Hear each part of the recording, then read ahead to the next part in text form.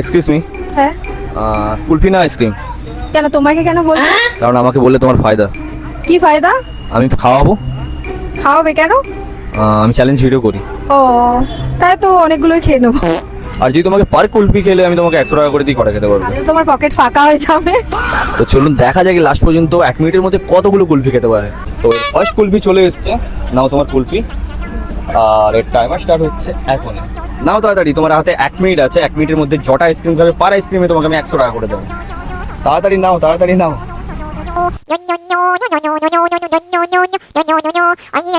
তো আরেকটা আইসক্রিম তো বলে দিলাম, লাস্ট পর্যন্ত কতগুলো খেতে পারবে আমার কোনো আইডিয়া আমি পাচ্ছি না। একটাই শেষ করতে পারবে নাকি সেটাই আমি ভাবছি। একটা শেষ করতে পারবে? তাড়াতাড়ি খাও। এরা 10 সেকেন্ড বাকি, এখনো পর্যন্ত 10 সেকেন্ড আর নয়, আর স্টপ হয়ে যাবে এখন।